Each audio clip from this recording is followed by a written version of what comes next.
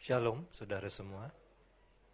Di ibadah yang kedua ini, saya ingin berbicara tentang masa depan kita di dalam Tuhan.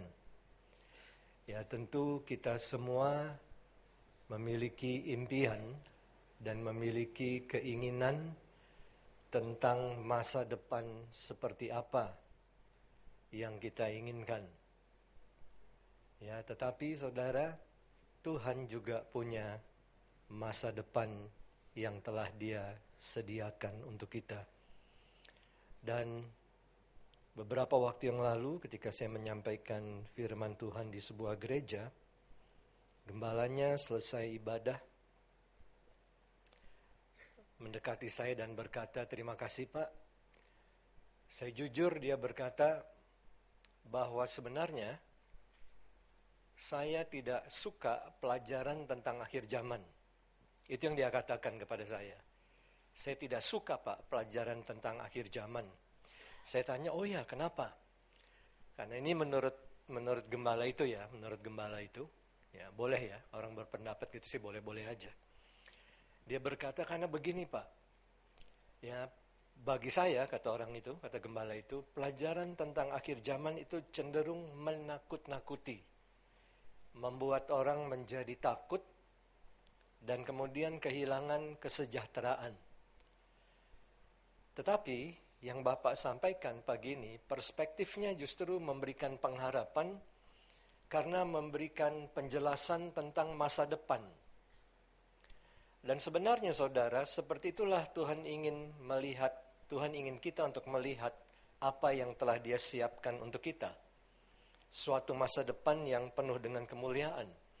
Sehingga kalau kita melihat segala sesuatu ini mulai terjadi, ketahuilah bahwa ya kita akan segera memasuki kemuliaan yang telah Tuhan sediakan untuk kita. Seperti apa itu? Nah, sebelum saya akan jelaskan ini dengan menggunakan PowerPoint, ada satu ayat yang saya ingin baca di dalam Lukas pasal 21. Mari kita akan buka dulu. Mulai ayat 25. Lukas 21 mulai ayat 25. Dan akan ada tanda-tanda pada matahari dan bulan dan bintang-bintang, dan di bumi bangsa-bangsa akan takut dan bingung menghadapi deru dan gelora laut.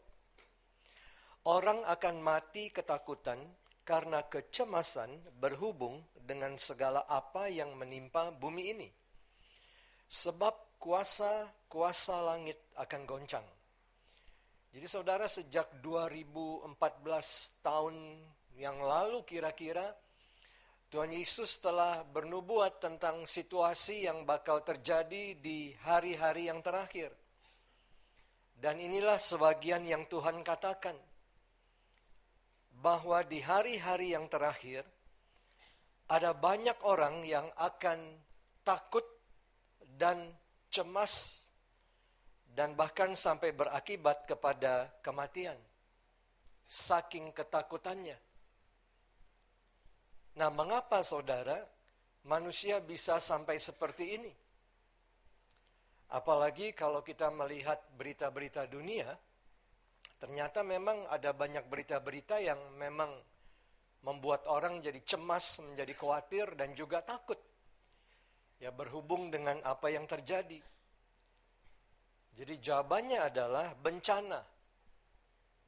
Manusia menjadi takut karena melihat berbagai bencana, ya, berbagai goncangan-goncangan yang sedang terjadi. Itu menjadi takut. Namun saudara, di dalam ayat 25 dikatakan, akan ada tanda-tanda pada matahari dan bulan dan bintang-bintang. Jadi, bagi sebagian orang, segala goncangan-goncangan, segala hal-hal yang menakutkan ini dilihat sebagai bencana, tetapi bagi sebagian orang, semua yang sedang terjadi ini merupakan sebuah tanda, merupakan sebuah sinyal. Tergantung saudara. Ya, saya pernah diajak untuk makan dengan sepasang suami istri. Dan untuk masuk ke tempat makan ini perlu kartu member khusus. Jadi ketika kami tiba di tempat makan itu, baru ketahuan sang istri tertinggal kartu membernya di rumah. Jadi sudah keburu booking tempat, datang, dan kemudian ketika diminta kartu membernya, ya kalau nggak salah satu kartu buat berapa sih? 2 orang atau gimana gitu. Ternyata yang istri tertinggal. Tetapi rupanya mereka berdua tidak mau menunjukkan kepada saya bahwa ya ada kartu yang tertinggal, jadi mereka berbicara dengan menggunakan bahasa isyarat. Ya, dan saya pura-pura nggak lihat aja, saudara. Saya pura-pura ngelihat ke atas begitu, padahal saya tahu mereka lagi berbicara dengan menggunakan bahasa isyarat. Nah, saudara, apa yang bagi sebagian orang ya terlihat seperti hal-hal yang mengerikan dan hal-hal yang membuat menjadi cemas, menjadi bingung, ternyata merupakan bahasa isyarat antara Tuhan dengan orang-orang yang menjadi miliknya. Jadi tidak semua orang akan melihat dengan cara yang sama hari-hari ini. Oleh karena itulah kita perlu terus berdoa supaya kita dapat melihat seperti Tuhan ingin kita melihat. Kita harus belajar untuk bisa melihat seperti Tuhan melihat. Ya, karena Tuhan berbicara kepada kita dengan menggunakan bahasa isyarat. Ya, sementara orang berteriak, takut, cemas, ya khawatir dan sebagainya, bagi kita itu isyarat, itu sinyal daripada Tuhan. Ya, oleh karena itu saudara, saya teringat ya khususnya di tahun 2012. Ya tiba-tiba ya kericuhan tentang kiamat itu bermunculan dengan begitu luar biasanya. Ya, saya tidak ingat apakah saya pernah baca sebuah buku yang ditulis tentang sebuah tahun seperti 2012. Ke toko buku manapun saya pergi, di situ ada buku yang ditulis tentang tahun 2012. Dan rata-rata, kecuali beberapa, tetapi rata-rata, ya itu intinya adalah kiamat. Ya, buku-buku itu tentang 2012 adalah prediksi tentang bakal terjadi kiamat. Dan banyak orang di dunia mempercayainya. Jutaan orang di dunia mempercayainya. Dan bahkan juga ya ada hal yang agak menggelikan saya. Beberapa pengkhotbah bahkan menggunakan ramalan itu untuk memprediksikan kedatangan Tuhan. Jadi ada beberapa pengkhotbah yang pada waktu itu di mimbar saudara memprediksikan Yesus akan datang di akhir Desember 2012. Gara-gara ketularan ramalan yang tadi itu. Yang diambil dari sebuah kalender kuno ya saudara, kalender suku Maya. Ya, ternyata apa yang terjadi ketika Desember 2012 ya akhirnya tiba, ya kiamat tidak terjadi dan Yesus pun tidak muncul. Ya, Sinterklas yang muncul saudara di hari Natal, tapi kiamat tidak ada, Yesus pun tidak datang. Nah, tetapi saya tidak akan lupa 2012 itu. Ya, karena ramalan tentang kiamat itu dipercayai oleh jutaan manusia di dunia. Begitu banyak orang dibuat menjadi cemas, menjadi khawatir, menjadi takut seperti ini. Dan sekarang saudara kelihatannya kan sudah tidak seperti tahun itu. Tetapi di tahun 2014 ini, kita melihat ada hal-hal yang mengerikan terjadi di dunia. Ya, sampai-sampai ada pesawat yang bisa hilang, dan kemudian disusul lagi dengan pesawat yang ditembak jatuh dan sebagainya dan sebagainya dan sebagainya. Sehingga orang-orang bertanya-tanya, apa betul ya kiamat tidak akan terjadi? Jangan-jangan kiamat memang akan terjadi, tetapi bukan di 2012. Ya, kalau sampai perang dunia ketiga meletus misalnya, dan kemudian nuklir dipakai saudara untuk berperang, itu tentu akibatnya akan mengerikan sekali. Kemudian ya ramalan-ramalan yang menakutkan sekali ke depan. Ya ramalan tentang ekonomi, ya ramalan tentang perang dan sebagainya. memberikan gambaran yang cukup menakutkan. Dan banyak orang yang melihatnya seperti itu. Dan jadi saya tidak bisa salahkan pendeta tadi ya. Jangan-jangan memang iya ya, banyak orang mendengar pelajaran-pelajaran tentang akhir zaman dan akhirnya reaksinya jadi menjadi cemas, takut dan sebagainya. Tapi tunggu dulu. Yesus sendiri yang berkata di sini, dan saya yakin Tuhan tidak bermaksud untuk membuat gerejanya jadi takut. Oleh karena itu saudara, di dalam ayat 27, Tuhan berkata, ketika semuanya ini mulai terjadi, ketika kuasa-kuasa langit goncang, ketika bumi digoncang, maka di dalam ayat 27 dikatakan, pada waktu itu orang akan melihat anak manusia datang dalam awan dengan segala kekuasaan dan kemuliaannya. Nah, jadi saudara, inilah caranya Tuhan menjelaskan kepada kita tentang situasi di hari-hari terakhir. Bahwa memang bakal terjadi hal-hal yang bisa menimbulkan ketakutan dan sebagainya. Tetapi bagi kita yang sudah menjadi miliknya Tuhan, justru semuanya ini merupakan suatu tanda dan suatu sinyal bahwa masa depan kita yang penuh kemuliaan akan segera kita masuki. Nah, jadi saudara, kalau kita melihat semuanya ini, sebetulnya itu harus membangkitkan pengharapan kita bahwa sebentar lagi kita akan masuk ke dalam kemuliaan yang Tuhan sediakan buat kita. Karena itulah yang dikatakan di dalam ayat 28. Apabila semuanya itu mulai terjadi, bangkitlah. Aneh bukan? Kita malah disuruh bangkit. Bangkitlah dan angkatlah mukamu, sebab penyelamatanmu sudah dekat. Jadi Tuhan tidak menakut-nakuti kita. Justru Dia memberitahu kepada kita, kalau semuanya ini terjadi, maka bangkit, angkat mukamu, sebab penyelamatanmu sudah dekat. Ya, tetapi saudara, kalau kita belum mengenal Tuhan dan tidak mengenal dan tidak mengetahui rencana yang Tuhan sediakan buat kita, bagaimana mungkin kita bisa melihat pengharapan yang Tuhan sediakan? Jadi inilah akhir zaman menurut Yesus. Ya. Bagi orang-orang yang percaya kepadanya, bagi orang-orang yang telah menjadi miliknya, ini semuanya sinyal untuk bersiap-siap. Karena sebentar lagi Yesus akan menuntun kita untuk masuk ke dalam masa depan yang disediakan buat kita. Tetapi bagi orang-orang yang tidak mengenal Tuhan, memang semuanya ini menjadi sangat menakutkan.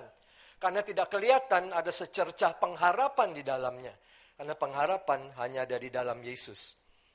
Nah, seperti itu saudara. Jadi saya ingin kita melihat masa depan kita seperti apa. Dan itu akan saya jelaskan dengan cepat sekali dengan dua istilah saja. Yaitu pernikahan dan pemerintahan. Ya, dua hal itu. Pernikahan dan pemerintahan. Mari kita buka lagi satu ayat lagi di dalam Ester pasal 5. Kitab Ester pasal 5. Ayat 1 sampai 3.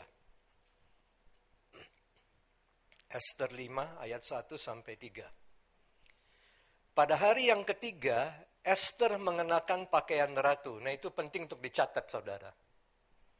Ester mengenakan pakaian ratu. Ya, jangan lupa itu. Ya, karena sebelumnya Ester bukan ratu. Kalau saudara baca ceritanya baik-baik, ya tadinya dia adalah seorang gadis Yahudi biasa, ya yang bernama Hadassah.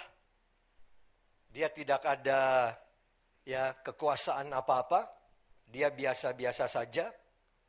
Tetapi tiba-tiba di sini kita baca, dia sudah menjadi ratu. Dan saudara, ini sangat berpengaruh pada apa yang bakal terjadi selanjutnya.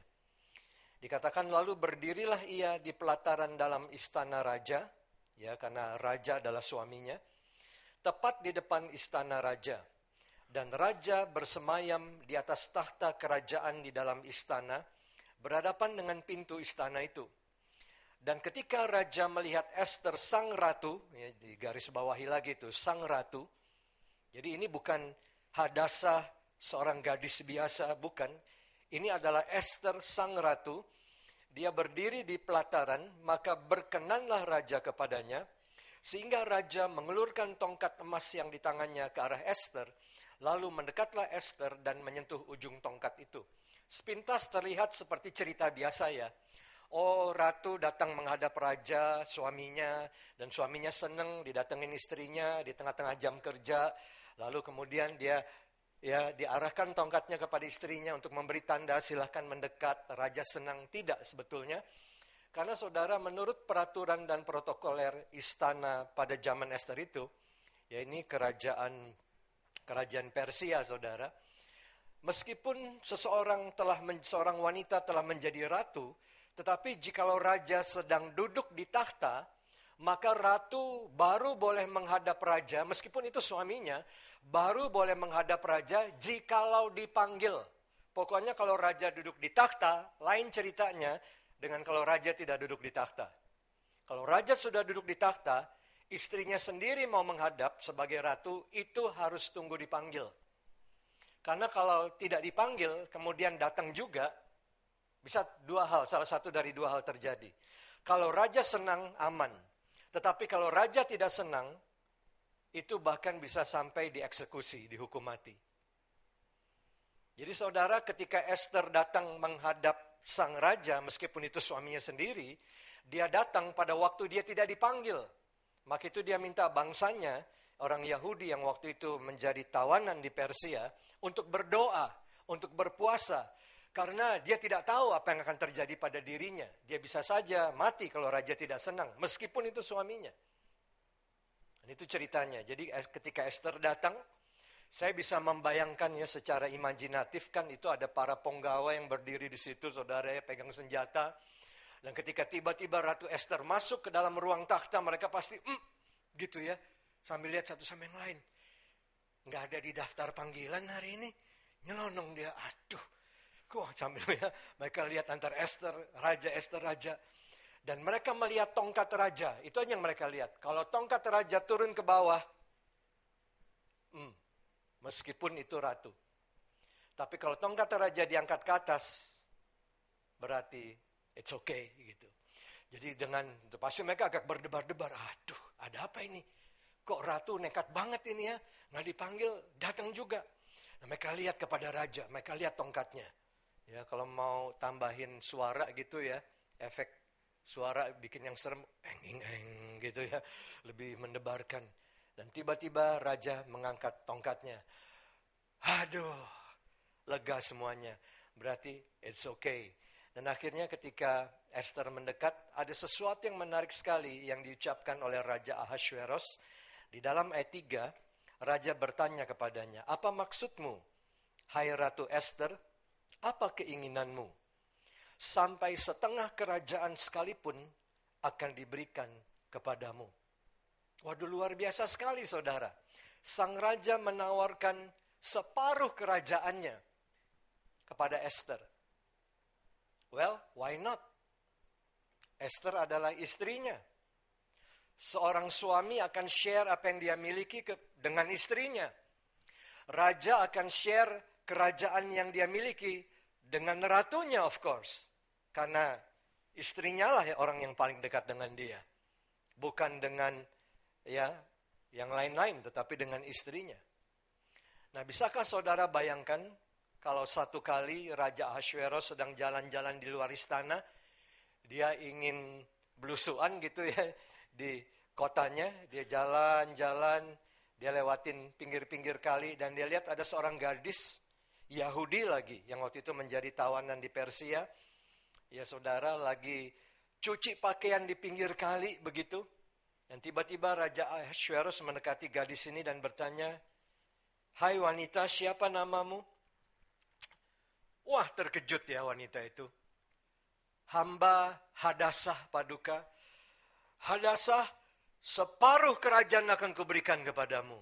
Saudara, sulit membayangkan itu bukan? Karena itu juga kemungkinan besarnya tidak bakal terjadi.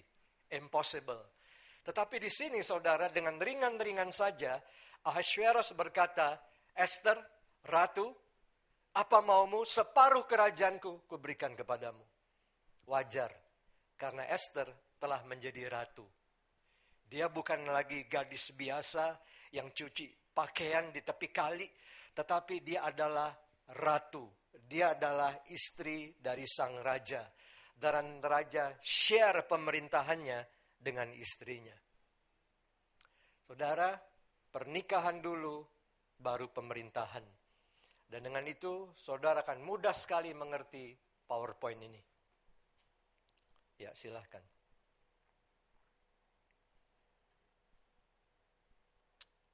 Nah, saya mau bicara tentang pernikahan dulu. Ya, dan peristiwa tentang mempelai pria menjemput mempelai wanita ini, di dalam bahasa Yunaninya disebut dengan istilah harpazo. Ya, dan kata harpazo ini memiliki dua arti utama, yaitu terangkat ke atas, itu arti yang pertama, dan arti yang kedua adalah ditarik secara paksa, seolah-olah dikeluarkan dari dalam bahaya. Seperti kalau seorang anak kecil tiba-tiba nyelonong, saudara, ke jalan raya, sementara kendaraan begitu cepat melaju, sehingga nyawa anak itu terancam, tetapi ayahnya yang melihat itu dengan agak paksa, ya, mencekal mungkin kerah anaknya, dan ditarik dengan tiba-tiba, bukan dengan maksud jahat, tetapi untuk mengeluarkan anak itu dari dalam bahaya. Nah, itulah yang dimaksud dengan istilah rapture. Ya, dalam bahasa aslinya harpazo. Dan ternyata, saudara, pengangkatan gereja ini adalah suatu event pernikahan. Karena Yesus hanya datang untuk menjemput mempelai wanitanya saja. Ini sebuah pernikahan. Ya, sama seperti ketika seorang pria menerima seorang wanita untuk menjadi teman sehidup sematinya, so to speak. Seperti itulah juga Tuhan Yesus datang hanya untuk mempelainya saja. Ya, jadi bukan untuk semua, tetapi hanya untuk mempelainya. Oleh karena itu, mari kita lihat berikut ini. Nah, saya perhatikan, saudara, bahwa cukup banyak orang yang bingung mengenai dua peristiwa yang berbeda ini. Ya, dan dua peristiwa ini sama-sama berbicara tentang kedatangan Tuhan, tetapi dengan tujuan yang berbeda. Kedatangan Tuhan yang pertama, tujuannya adalah untuk menjemput mempelainya, tidak semuanya. Kedatangan Tuhan yang kedua, tujuannya adalah untuk memerintah bersama mempelainya. Jadi saudara lihat, pernikahan dulu, baru pemerintahan. Rapture adalah suatu event pernikahan. Ya, Tuhan menjemput kita, mempelai wanitanya, dan membawa kita masuk ke dalam perjamuan kawin anak domba di surga. Dan setelah waktu bumi 7 tahun, jarak antara kedua event ini seharusnya 7 tahun. Setelah 7 tahun bumi, kita akan kembali bersama Yesus untuk memerintah bersama Dia selama 1000 tahun dan bahkan akhirnya sampai selama-lamanya. Jadi kalau divisualisasi kedua event ini, dengan gambar seperti ini, dengan mudah kita lihat bahwa kedua peristiwa ini berbeda. Ya, kalau kita memperhadapkan kedua gambar ini kepada seorang anak kecil dan kita tanya, "Nak, kira-kira beda nggak kedua gambar ini?" Pasti dalam jangka waktu beberapa detik akan dijawab, beda. Kenapa? Karena seorang anak kecil akan langsung lihat satu hal. Biasanya yang mereka lihat ini, kuda. Yang ini nggak ada kuda, ini ada kuda. Itu yang nomor satu mereka lihat. Tapi sebetulnya ada banyak perbedaan di antara keduanya. Nah, inilah masa depan yang Tuhan sediakan buat kita. Yang pertama, Tuhan saat ini sedang membunyikan sangkakalanya. Sedang memberitahu kita untuk mempersiapkan diri, karena sewaktu-waktu Dia akan datang untuk menjemput kita masuk ke dalam perjamuan kawin. Ingat, pernikahan dulu. Siapa kita ini, saudara? Alkitab menyebut kita sebagai orang-orang yang berdosa, yang tidak mengasihi Tuhan, yang memberontak kepadanya. Tetapi Tuhan begitu mengasihi kita, sehingga Dia rela datang ke dalam dunia ini untuk mati bagi kita. Dan tujuannya Dia datang, dan bahkan membayar harga yang mahal sekali, dengan menyerahkan hidupnya di atas kayu salib, mati bagi kita, adalah supaya dia dapat menebus kita jadi mempelai. Nah, saudara, cukup menarik bagi saya ketika saya pergi ke banyak tempat untuk berkhotbah. Ternyata cukup banyak orang Kristen yang tidak mengerti tentang hal ini. Banyak yang mengertinya cuma begini. Ya, saya sudah percaya Yesus, berarti dosa saya sudah diampuni. Dan sekarang saya sedang berdiri di sebuah antrian yang panjang menunggu giliran dipanggil pulang ke surga.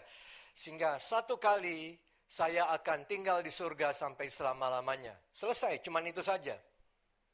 Banyak yang tidak mengerti bahwa sebetulnya Tuhan menebus kita tidak sekedar supaya dosa kita diampuni, tidak sekedar supaya kita diluputkan dari neraka, tetapi supaya kita menjadi pendampingnya, menjadi mempelainya selama-lamanya. Ini banyak yang tidak mengerti, saudara. Tuhan menebus kita untuk menjadi mempelainya. Dan setelah itu, saudara, kita akan kembali bersama-sama dengan Tuhan karena kita akan share pemerintahan dan kerajaannya di bumi ini. Dan ini lamanya hanya 7 tahun bumi. Di surga mungkin nggak terasa 7 tahun ya. Bisa hanya 7 hari, 7 jam saja bisa hanya seperti itu. 7 tahunnya bumi. Nah, oleh karena itu masing-masing ada ayatnya, saudara, yang juga beda-beda. Kita akan lihat beberapa perbedaan di dalam ayat-ayat ini. Dan ini ayat tentang pengangkatan. Ya, mari kita lihat. 1 Tesalonika 4 ayat 16-17. Sebab pada waktu tanda diberi, jadi saudara lihat akan ada sinyal yang diberikan. Dalam pernikahan tradisi Yahudi, pernikahan model tradisional, model klasik, itu ada tanda yang diberikan ketika mempelai pria datang untuk menjemput mempelai wanita. Ya, dan tanda itu biasanya suatu suara yang berseru, mempelai datang, song-songlah dia, mempelai datang, song-songlah dia. Akan ada orang yang jalan di depan dan kemudian berteriak karena belum punya teknologi seperti sekarang. Jadi dia akan teriak, saudara, dari jauh. Ya, mempelai datang, song-songlah dia. Dan kalau ada orang yang dengar, orang itu akan sampaikan ke orang lain. Jadi dari mulut ke mulut ke mulut, dari telinga ke telinga ke telinga, sehingga akhirnya didengar oleh mempelai wanita. Jadi saudara, ketika Rasul Paulus di sini bicara tentang rapture, tentang pengangkatan, dia pakai bahasa pernikahan. Ya, sebab pada waktu tanda diberi, yaitu pada waktu penghulu malaikat berseru. Nah, ini menarik sekali. Ya, karena malaikatnya bukan sembarang malaikat, tetapi seorang penghulu. Ya, ini malaikat tingkat jenderal lah begitu. Bukan ya kopral misalnya. Ya, dan banyak yang tidak memperhatikan ini. Ya, karena kalau kita baca kitab Wahyu, ya, ada 7 sangkakala yang ditiup oleh 7 malaikat, tetapi malaikatnya bukan tingkatan jenderal. Jadi berarti itu eventnya berbeda. Ya, ini lain, saudara. Ya, ini penghulu malaikat seperti Mikael, Gabriel, dan tadinya Lucifer sebelum dia jatuh pun itu jenderal seperti ini. Jadi bukan sembarang malaikat. Ya, dan lihat bahwa malaikatnya berseru seperti dalam sebuah pernikahan. Ya, mempelai datang, song-songlah dia. Dan dikatakan sangkakala Allah berbunyi. Jadi bukan malaikat yang tiup sangkakala ya saudara. Sangkakala Allah berbunyi. Nah, di Alkitab setiap kali kata sangkakala Allah ya berbunyi, maka di situ ada perjumpaan antara Tuhan dan umatnya. Salah satunya nanti saudara bisa baca di rumah di Keluaran pasal 19 ketika Tuhan jumpa dengan umatnya Israel pada zamannya Musa. Ketika sekitar orang Israel keluar dari Mesir dan tiba di kaki Gunung Sinai, ya dikatakan Tuhan turun ke atas gunung itu, ya seperti kilat petir, ada bunyi guruh dan sebagainya, dan terdengar bunyi sangkakala. Sangkakala Allah berbunyi. Dan apa yang terjadi pada waktu itu? Perjumpaan antara Tuhan dan umatnya. Waktu itu hanya ada Tuhan dan Israel. Ya tidak ada yang lain. Tidak ada Asyur, tidak ada Persia, tidak ada Babel, tidak ada Mesir, tidak ada siapapun. Hanya Tuhan dan umatnya. Hanya itu saja. Dan kalau perjumpanya antara Tuhan dan umatnya saja, maka sangkakala Allah yang berbunyi. Ada salah satu contoh lagi yang sangat jelas sekali di dalam Alkitab. Kita tinggalkan dulu ini sebentar, kita lihat di dalam Wahyu pasal yang keempat.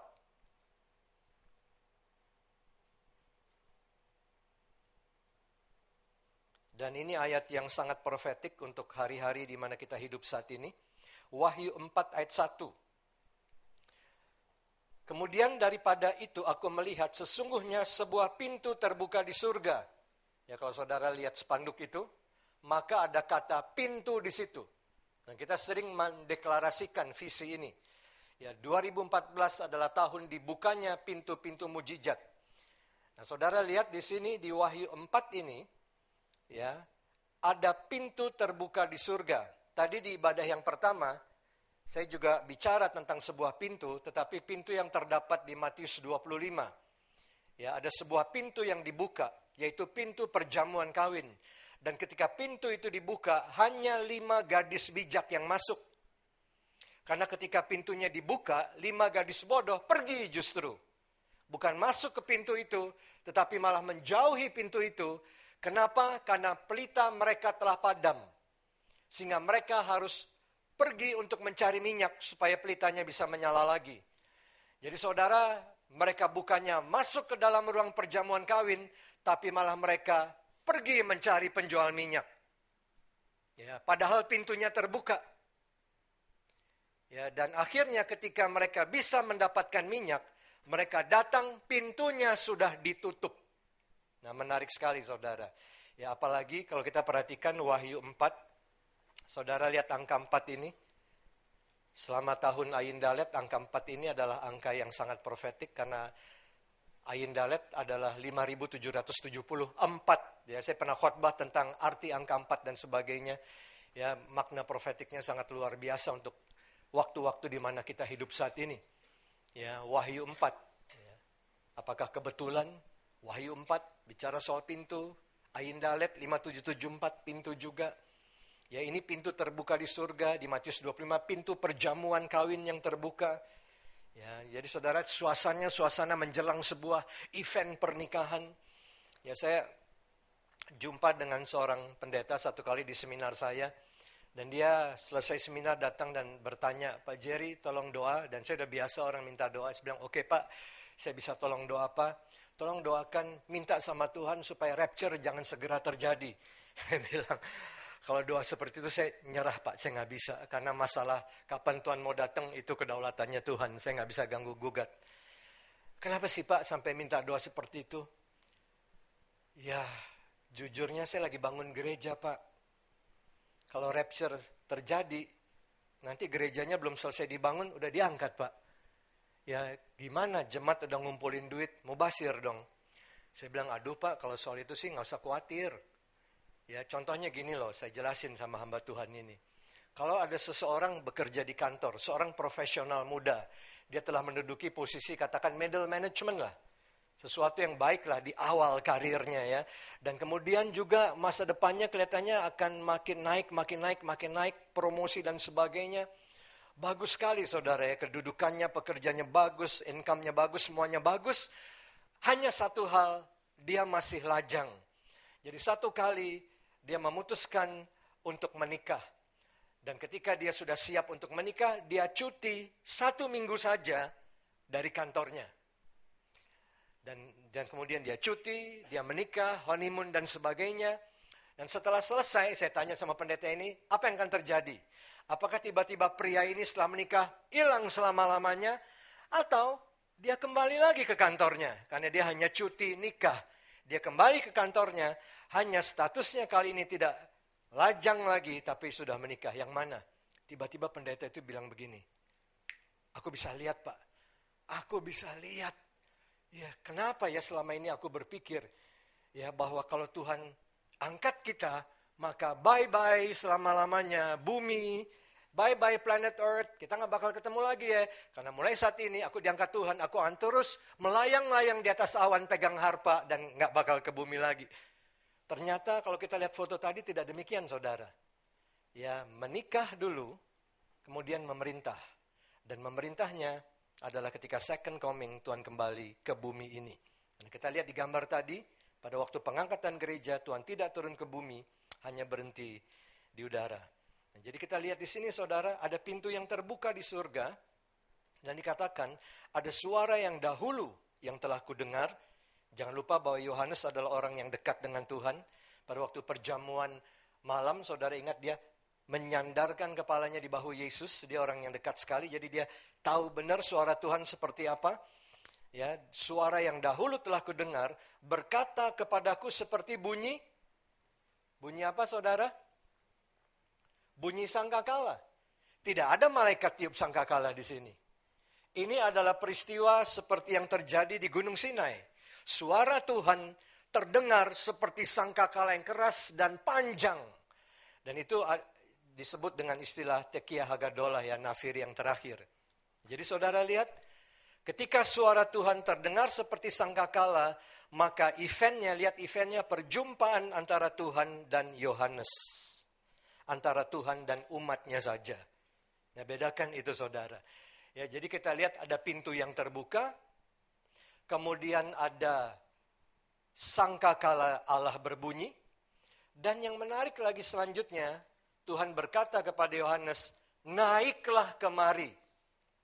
Waduh, kalau kita menyebutnya kebetulan, ini adalah kebetulan yang terlalu sering terjadi, ya. Pintu terbuka, suara seperti sangkakala, dan naik harpatso. Naiklah kemari, dan aku akan menunjukkan kepadamu apa yang harus terjadi sesudah ini. Ya baik, kita kembali ke PowerPoint-nya.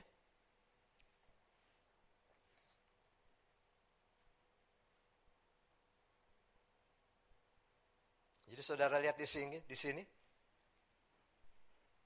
Ya, sangkakala Allah yang berbunyi, penghulu malaikatnya hanya berseru saja. Dan dikatakan Tuhan sendiri akan turun dari surga. Lihat ini Tuhan sendiri.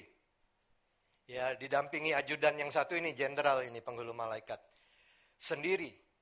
Ya, saya ingat satu kali saya hadir di sebuah undangan pemberkatan nikah. Dan saya perhatikan saudara, pada waktu itu mempelai pria sudah lebih dahulu ada di ruang acara. Dia berdiri di muka, di samping pendetanya yang akan memimpin acara pemberkatan nikah itu. Dan tidak lama kemudian dari pintu belakang datanglah mempelai wanita digandeng oleh ayahnya. Ya, dan dengan diiringi sebuah lagu, maka ya mempelai wanita itu dengan digandeng ayahnya akan memasuki ruang pemberkatan nikah itu. Dan ketika sudah tiba di tengah, nah itu menarik ya, tiba di tengah-tengah gang gitu, tiba-tiba mempelai prianya ya maju ke depan, dia pergi ke tengah juga, dia menyambut istrinya di tengah, dan kemudian dia mengambil tangan istrinya dari tangan mertuanya, dari tangan ayah wanita itu, dan dibawa ke depan, dan acara pemberkatan itu mulai diresmikan. Dan saudara lihat di sini Tuhan masih sendiri. Kenapa? Karena dia baru menjemput mempelainya. Ya, dia akan turun dari surga, dan mereka yang mati dalam Kristus, karena ada orang-orang yang sudah mati ya di dalam Kristus, mereka akan lebih dahulu bangkit, jadi mereka harus mengambil tubuhnya dulu. Sementara kita tidak perlu mengambil tubuh karena masih nempel di badan ya, sesimpel itu aja. Sesudah itu kita yang masih hidup, yang masih tinggal akan diangkat harpatso, diangkat ke atas. Bersama-sama dengan mereka di dalam awan menyongsong Tuhan di angkasa. Kaki Tuhan tidak menyentuh bumi. Jadi kalau mau dibilang ini second coming sebetulnya kurang tepat. Karena waktu Yesus pertama kali datang ke bumi, dia lahir di Bethlehem dan sebagainya, dia menyentuh bumi ini. Kakinya menyentuh bumi. Ya, itu kedatangan pertama, kedatangan kedua nanti, kakinya menyentuh Bukit Zaitun, bumi ini juga. Ini enggak. Ini bukan second coming, ini rapture, harpatso. Kita diangkat dan ketemu Tuhan di angkasa. Dan lihat, ini bahasa pernikahan. Demikianlah kita akan selama-lamanya bersama dengan Tuhan. Dan ini ayat yang terkenal sekali tentang rapture. Berikutnya, terdapat di dalam 1 Korintus 15 yang ditulis oleh Rasul yang sama. Rasul Paulus, sesungguhnya aku menyatakan kepadamu suatu rahasia. Makanya banyak yang tidak lihat ini saudara. Kalau saudara baca perjanjian baru ketemu kata rahasia. Rahasia adalah sesuatu yang baru bisa kita mengerti kalau Tuhan yang membukakannya kepada kita. Kalau Tuhan tidak membukakannya kepada kita, kita mau membenturkan kepala di tembok itu aja nggak akan ngerti-ngerti, saudara.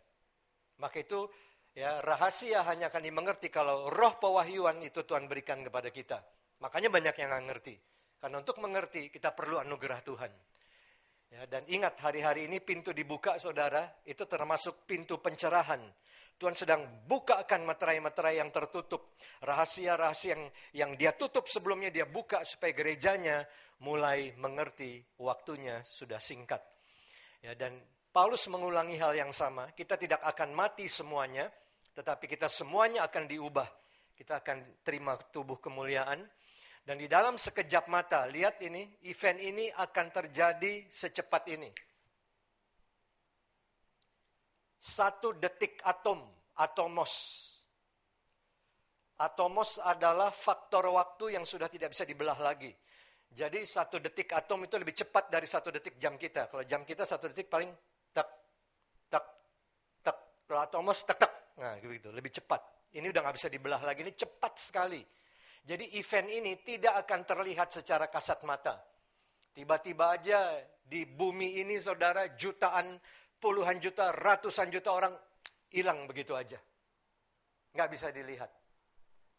Nah, bedakan itu.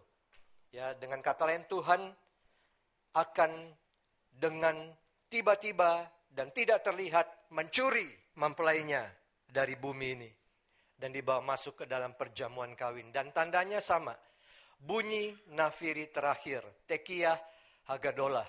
Nah, kata nafiri yang terakhir dipakai oleh orang Yahudi untuk sebuah hari raya yang namanya hari raya peniupan sangkakala.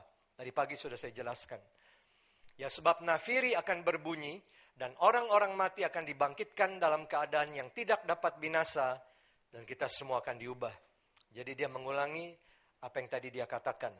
Tetapi kita akan lihat 2 ayat tentang second coming yang beda, saudara. Lanjut. Di Wahyu 19 ini bicara tentang kedatangan yang kedua. Tetapi yang menarik, saudara, dua-duanya menggunakan istilah ini. Aku melihat sorga terbuka.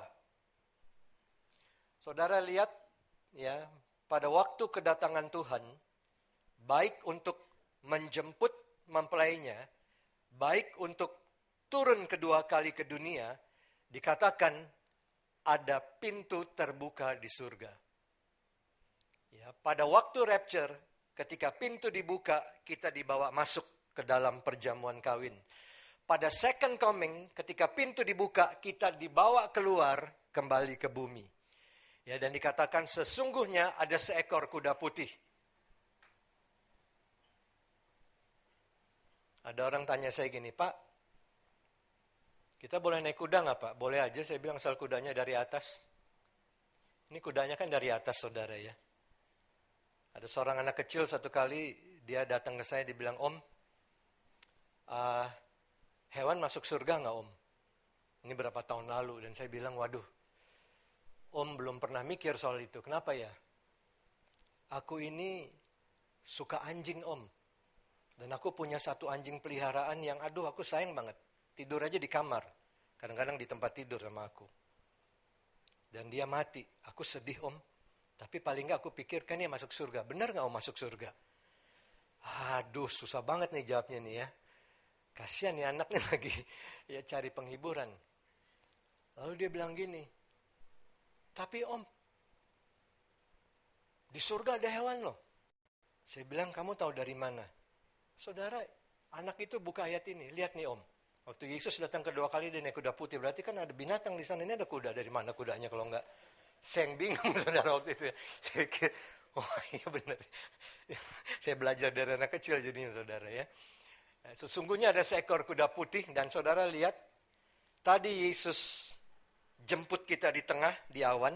Di sini dia naik kuda. Kuda bicara tentang pemerintahan. Dan dia yang menungganginya bernama yang setia dan yang benar. Lihat saudara, dia menghakimi dan berperang dengan adil. Ya, di mana ada kuda di situ sering muncul kata ini. Ya, berperang. Jadi beda suasananya dengan tadi ya. Ini suasananya ini menghakimi, berperang. Dan matanya bagaikan nyala api. Di atas kepalanya terdapat banyak mahkota. Padanya ada tertulis suatu nama yang tidak diketahui seorang pun kecuali dia sendiri. Jadi ini beda dari yang tadi ya saudara. Satu ayat lagi. Di dalam Yudas, next. Yudas 14 dan 15. Dikatakan tentang mereka, Henok keturunan ketujuh dari Adam bernubuat katanya, sesungguhnya Tuhan datang dengan beribu-ribu orang kudusnya. Tadi dia datang sendiri ya, karena dia baru jemput kita. Nah, setelah itu dia datang bersama kita. Dengan beribu-ribu orang kudusnya. Menikah dulu baru memerintah. Untuk apa? Suasananya beda nih. Ini bukan suasana pernikahan. Ini beda nih, suasana penghakiman. Menghakimi semua orang dan menjatuhkan hukuman atas orang-orang fasik. Karena semua perbuatan fasik yang mereka lakukan. Dan karena semua kata-kata nista yang diucapkan orang-orang berdosa yang fasik itu terhadap Tuhan. Jadi saudara lihat, ini beda. Jadi akhirnya saya membuat rekap seperti ini. Sehingga mempermudah next kita untuk mengertinya. Nah, jadi saya bagi dua begini aja. Sebelah kiri adalah rapture, pengangkatan mempelai. Sebelah kanan adalah kedatangan kedua ke bumi ini lagi. Ke bumi yang sama. Ya, jadi jangan takut saudara. Ya, tadi pendeta itu juga nggak takut lagi dia. Ya, karena dia ngerti, kalau rapture terjadi, itu cuma cuti nikah aja kok saudara. Nggak lama lagi balik lagi, dan 1000 tahun kenyang memerintah di bumi ini. Ya, jangan dikatakan, jadi saya bilang ke pendeta itu nanti kalau keburu rapture sebelum gerejanya jadi, begitu balik, kelarin. Sumber dana tidak terbatas. Emas dan perak aku yang punya, kata Tuhan. Kalau perlu bikin 100 gereja kayak itu. Ya, jangan takut. Wah, dia terhibur sekali saudara. Nggak tahu kenapa ada banyak yang berpikir sekali hilang tetap hilang gitu. Ternyata enggak ya. Kita akan kembali bersama Tuhan. Jadi saya bagi dua gini rekapnya. Rapture disebut misteri, rahasia. Kalau tidak Tuhan buka kita nggak akan ngerti. Sementara second coming ini udah seabrek-abrek nubuatannya di perjanjian lama. Ya, rahasia menunggu pembukaan dari Tuhan. Nubuatan ini adalah pemberitahuan. Ya, jadi kalau kita baca sebuah nubuat, itu pemberitahuan. Makanya pada hari Pentakosta, Rasul Petrus tahu, inilah yang dinubuatkan oleh Nabi Yoel. Yaitu di hari-hari terakhir Roh Kudus akan dicurahkan ke atas semua orang. Dan anak-anakmu laki-laki perempuan ya akan bernubuat. Teruna-terunamu dapat penglihatan. Orang-orangmu yang tua akan mendapatkan mimpi. Dari mana Petrus tahu? Dia udah belajar dari dulu nubuatan Nabi Yoel. Nubuat adalah sebuah pemberitahuan tentang sesuatu yang bakal terjadi mungkin ratusan tahun ke depan. Rahasia tidak. Rahasia adalah sesuatu yang baru dimengerti kalau Tuhan buka. Nah itu bedanya ya, dua-duanya ini beda. Maka itu lebih susah orang mengerti yang satu ini saudara. Daripada yang ini. Ini kan pemberitahuan, tinggal baca. Jadi kalau mau baca tentang second coming di perjanjian lama banyak banget. Tentang ini tersembunyi. Kalau bukan Tuhan yang buka kita bingung-bingung aja saudara. Jadi kita lihat poin yang pertama. Pada waktu rapture, Kristus menyatakan diri di angkasa. Waktu second coming, dia turun ke bumi. Beda ya tempatnya. Yang kedua, pada waktu rapture, Kristus datang untuk menjemput mempelainya. Dan pada waktu second coming, Kristus datang bersama mempelainya. Yang ketiga, pada waktu rapture, Kristus datang sebagai mempelai pria. Pada waktu second coming, Kristus datang sebagai raja segala raja. Poin keempat, pada waktu rapture, Kristus datang dengan belas kasihan, dengan anugerahnya. Dia mengangkat kita menjadi miliknya. Sementara pada second coming, Kristus datang dengan murka dan pembalasan. Dan ini yang ada di dalam kitab Wahyu, saudara. Hukuman Tuhan atas dunia yang telah menolak dia. Ya, rapture, yang kelima, Kristus datang hanya untuk miliknya saja. Sementara pada second coming, Kristus datang untuk bangsa-bangsa. Next. Ya, poin ke-6, pada waktu rapture Kristus datang untuk melepaskan kita dari tubuh dosa ini. Kita dilepaskan dari situasi yang gak enak ini. Kita dilepaskan dari kuasa dosa. Kita betul-betul dibawa ke dalam kemuliaan. Sementara waktu second coming Kristus datang untuk menghakimi. Ya, pada waktu rapture itu terjadi dalam sekejap mata. Dan kemudian pada waktu second coming dikatakan semua mata memandang dia. Ya, ada beberapa orang di seminar saya bertanya, Pak, bagaimana semua mata memandang dia, Pak? Ya, kalau Tuhan Yesus turun di Yerusalem, dia akan turun di Israel dan kakinya menyentuh Bukit Zaitun.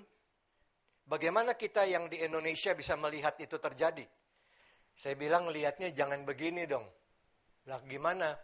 Lihatnya gini, satelit, live streaming, keluarin aja HP-nya. Oh, sekarang aja kita lihat rudal di udara, saudara ya, di Timur Tengah lewat live streaming. Nanti waktu Yesus datang di Bukit Zaitun.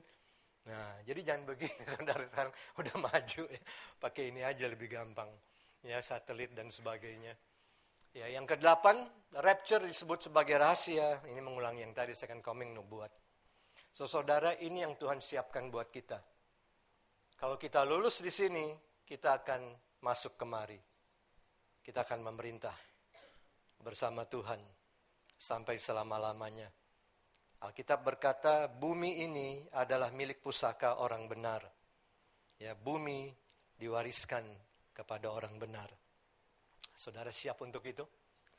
Jadi justru nanti setelah kita kembali ke bumi ini bersama Tuhan, justru tugas kita malah makin banyak nih. Karena pada waktu Tuhan Yesus datang kembali ke bumi ini, maka sistem pemerintahan di bumi ini berubah. Dari sistem pemerintahan yang demokratis menjadi sistem pemerintahan yang teokrasi nanti. Ya, jadi nanti saudara yang memilih bukan manusia lagi, tapi Tuhan yang pilih. Kamu pegang New Zealand ya, kamu pegang Australia, kamu pegang Afrika, kamu pegang ya gitu kira-kira. Tuhan, saya mau tetap di Kelapa Gading, monggo silakan aja. Tuhan yang pilih. Ya, suatu saat seperti itu, takhta Tuhan kembali ke bumi. Nah, jadi mumpung sekarang Tuhan masih memberikan kesempatan manusia pilih, saudara pilihlah yang benar seperti yang telah kita lakukan kemarin dan bersyukur untuk apa yang Tuhan berikan. Amin saudara, karena suatu saat kita udah gak bisa milih, kita tunduk kepada pilihan Tuhan dan kita akan happy-happy aja karena Tuhan sempurna. Dia gak akan salah, dia gak akan miss pilihannya. Pilihannya pasti yang paling sempurna dan kita oke-oke aja dan bersuka cita. Yang penting saudara, kita yakin kita ada di dalam kabinetnya Tuhan nanti karena kita udah masuk kemari. Nah itu masa depan kita. Kita akan siapkan diri kita untuk itu karena kedua hal ini saudara akan segera terjadi. Ini dulu, lalu 7 tahun murka Tuhan di bumi terjadi, kemudian kita balik. 1000 tahun, habis itu bumi baru, langit baru. Kita sudah dijamin oleh Tuhan. Pengharapan masa depan kita, mari kita berdiri.